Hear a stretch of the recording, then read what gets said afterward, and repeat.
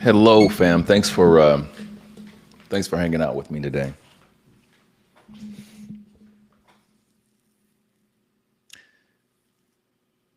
So,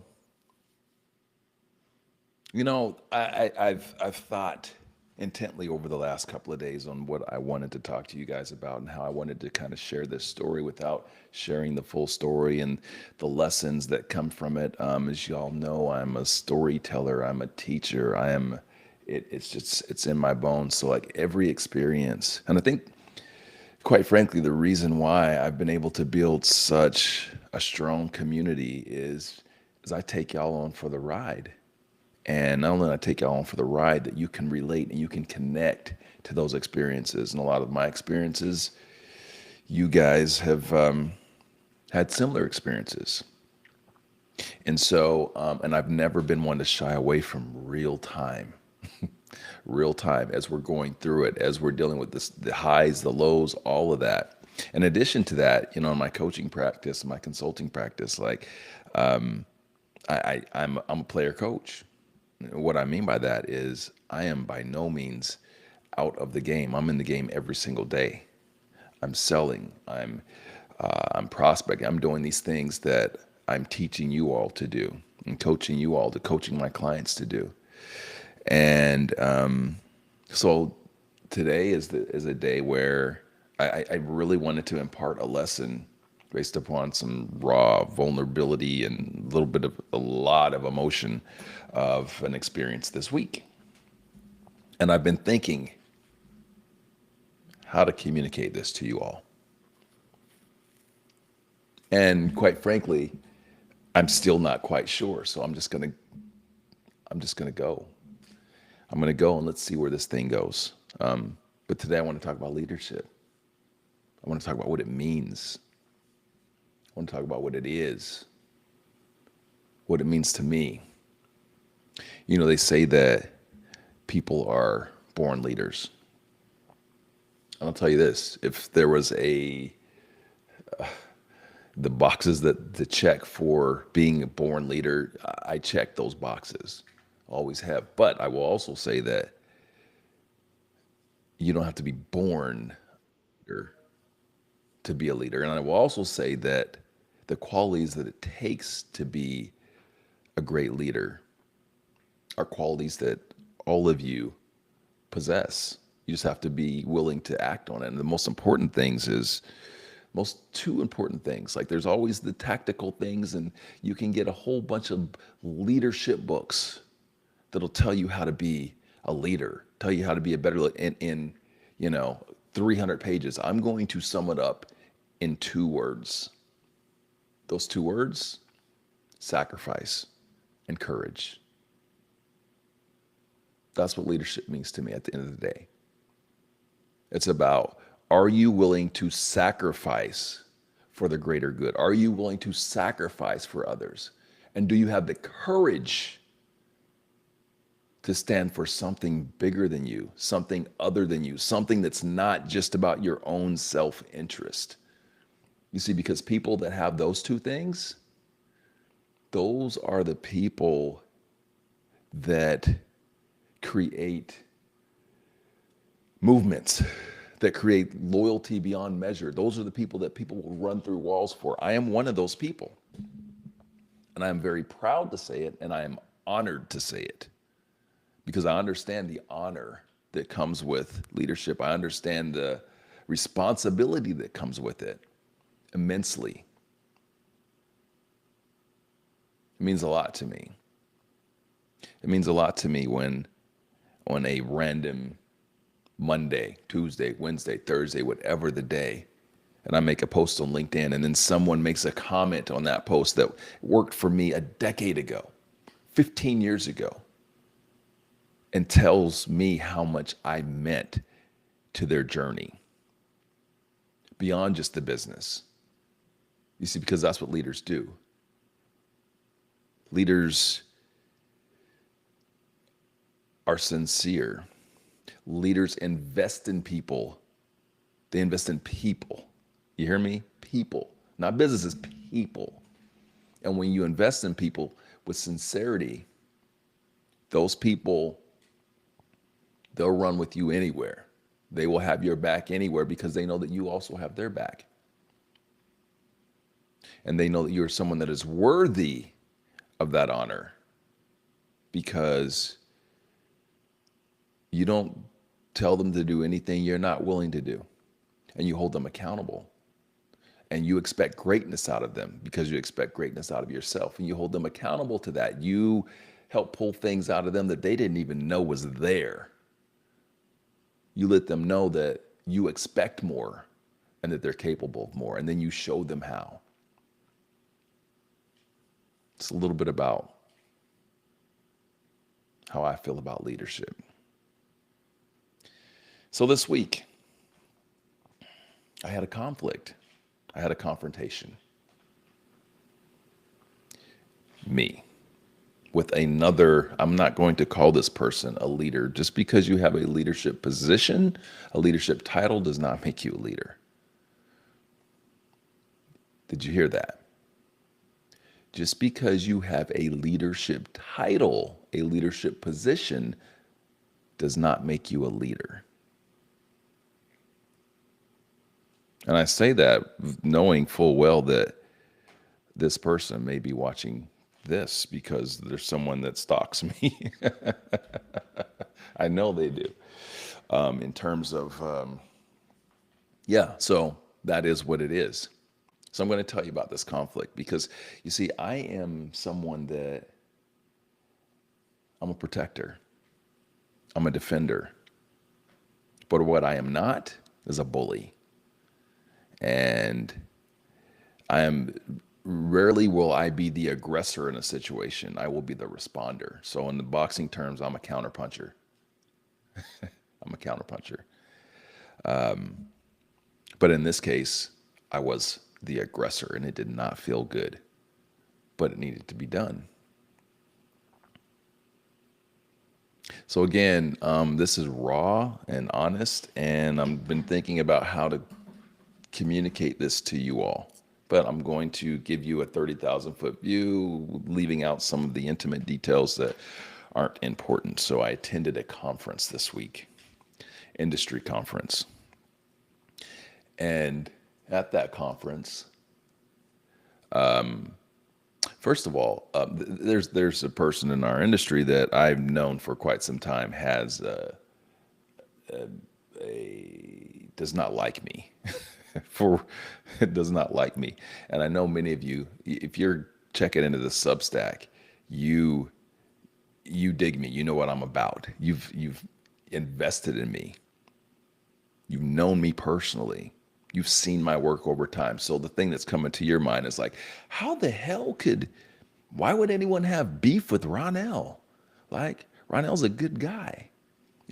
People mean a lot to Ronnell. Ronnell invests a lot in the people. Ronnell gives freely to people with no expectation of return. How could someone have a beef with him? Let me tell you how.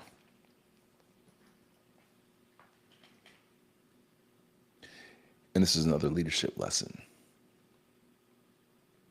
You see, when you stand for something, when you put yourself out there the way that I do, I appreciate all of and this is when I go to conferences, I appreciate the love. It's almost over.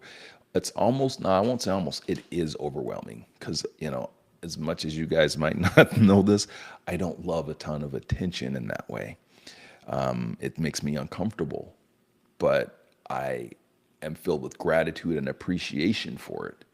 But, I'm just not, I grew up in Utah as 1% of the population, so it taps into my childhood trauma because there I was always on display, not in good ways. People are always staring, and so because of that, I don't. While I've learned to adapt and overcome. It's never been something that's fully comfortable for me because of the trauma of my childhood. But I digress. What I'm saying is that when you put yourself out in there in ways that I have, when leaders lead, as much as there will be people that admire you, that aspire to be you, there will be people that hate you and don't want you to achieve. They don't want you to be successful for their own reasons. And that's what you have to accept in leadership. In fact, not only accept, that's what you have to want. Sounds weird when I say that, right? That's what you have to want. Here's why I say that. Because if you're not doing something that creates haters, that creates people that, that detractors, you're not doing anything of significance. Did you hear me on that? You're not doing anything of significance. Think about the people in our history. You know, I always like to talk about some of the greatest American leaders, and I'll say Muhammad Ali and Martin Luther King. You can't find an American today that won't sing their praises. They won't say these are some of the greatest men that ever existed, that ever were able to call themselves Americans. But you know what? When they were in the middle of leading, they were hated by a lot of people. And what I always use those two examples because what people don't know, because most of us weren't around at that point in time, is that even the black community was split on those guys. You think of Muhammad Ali didn't go to Vietnam. He stood on principle. And now we look back and we admire that. But during that period of time, when you had hundreds of thousands of black families that were sending their young men off to war, to fight a war, and, you know, people dying and coming back not the same. And, you know, they looked at him as, well, you know, what, you think you're better than us. That was real. But he showed tremendous courage and sacrifice. He sacrificed a good chunk of his career of his earnings. Because here's the thing: what a lot of people don't know. If you're a boxing fan, you may remember Joe Louis. And Joe Louis, during World War II, they used him for propaganda. What it is. It's what you do. That's not a knock. It's just what you do. So Joe, you know, joined the army just like everybody else did at that point in time. And then Joe would go and travel and do like exhibition fights. He wasn't actually on the front lines. He wasn't fighting nobody. He was doing exhibition bouts and things like that. Like, it's really about troop morale. And no doubt, Muhammad Ali would have been doing the exact same thing. Like, they're not going to put Muhammad Ali on the front lines. And no, Muhammad Ali, if he had entered the military at that point in time, he would have been very safe. He would have been somewhere doing exhibition, you know, taking pictures and stuff like that, like so many other celebrities before him. But he stood on principle. He sacrificed. He showed courage, and it cost him dearly. But in the long run, he's a legend. That's inspiring to me. That's real leadership. All right, so back to my story. So this person has done some things that are impactful to others, and I know that I'm part of that is being driven by an issue with me. But I'm in a position to where it's hard for anybody to come at me. That's why I've done the Shut the Hell Up and Sell Unfiltered podcast, because I can say things and do things that a lot of people can't do, because of the work that I've put in as a leader, because of my resume, because of, you know, again, the things I've been doing for 30 years. So I did something that I haven't done in years. And I've dealt with more conflict than I can ever remember. But most of the conflict, again, is me defending, protecting, not aggressing, if that's a word, counterpunching. But I'm a leader in this space. I'm a leader in this business. And when I see someone do something out of pocket and it impacts people negatively, and on top of that, I'm pretty sure partially driven by some animus towards me, I have to deal with it. Not for me. Because again, leadership is courage, it's sacrifice. The reality is I'm good. This person can't do anything to me. I'm good. I make my money. I have my impact. I do my work. But I took the opportunity during this conference to approach this person. And I will say, out of the norm for me, not out of character, I will explain. Out of the norm for me, it was aggressive. I didn't like it because I don't like that being that person, but it's there. It's in me. We're all different. We all have different layers. We all have different things, but it's in me. I don't like that dog to come out, but the dog's there. I approached this person very aggressively and told them exactly what I thought about their professionalism, the lack of leadership. And of course, as y'all would expect, stories, denial, fine. I wasn't really there to debate. I wasn't really there to prove to that person in that point in time that, oh, you're wrong. No, because that's not going to go anywhere. Didn't matter. What I was doing is, as a representative of our industry, someone that is a leader in the space, is showing this person that I'm not going to have it. There's no place for it. Again, at no personal benefit to me. In fact, many could say that there was a opportunity for me to do damage to my brand. This is at a conference. There's people around. Damage to my brand, damage to my reputation. But you know what? If the worst thing that anyone can ever say about Ronnell is that he stood on principle, is that he showed courage in the face of whatever that was on behalf of others with nothing to gain, I'm good with that. You see, because that's leadership. So the details don't matter. But I wanted to, again, I've always let y'all in on the journey.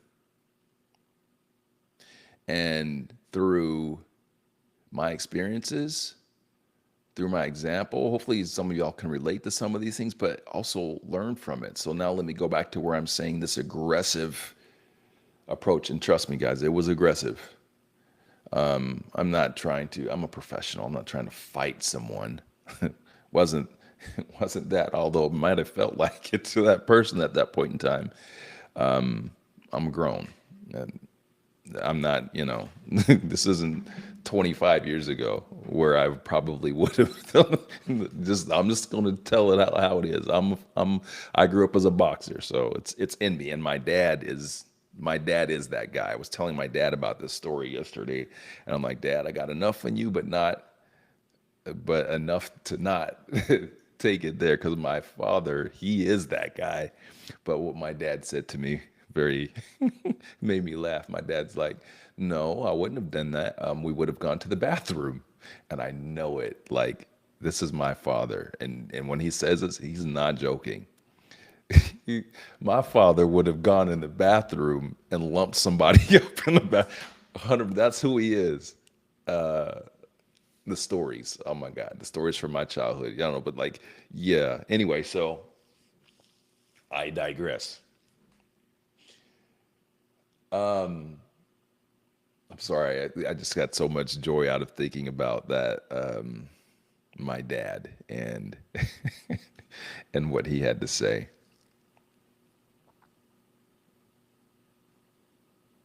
So yeah, had this conflict. It was very aggressive.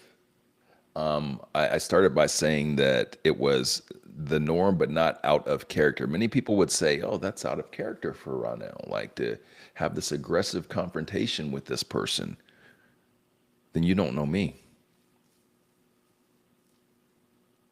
Maybe the aggression, again, was something that was out of the norm, but it's 100% about character, because that's who I am. I'm that person that's going to protect. I am that defender. I am a fiercely loyal person. And I'm okay with sacrifice for others, because that's leadership. So in this example, again, I'm leaving out all the little details. It's okay. Doesn't matter. Don't call me and ask me who the person was because it does not matter. And the I don't want it's going to sound however it sounds. That person doesn't matter. I have a much bigger responsibility to my community, to our industry, and in the big scheme of things, they're insignificant to me, and who I serve and how I serve. But I want you guys to think about this as it relates to what leadership truly is, and I want you to think about what are you willing to do? What are you doing? Are you a leader in title alone? Or are you a leader through actions? Are you a leader through sacrifice? Are you a leader through courage? And let me tell you, on the other end of this, there's nothing more fulfilling. Yeah, you're putting yourself out there, but there's nothing more fulfilling than the impact that you can have on people's lives in a positive way. It's more important than any money that you'll ever make. It's more important than any awards that you'll ever win. It's more important than any titles that you have. You see, in my industry, a lot of people get awards.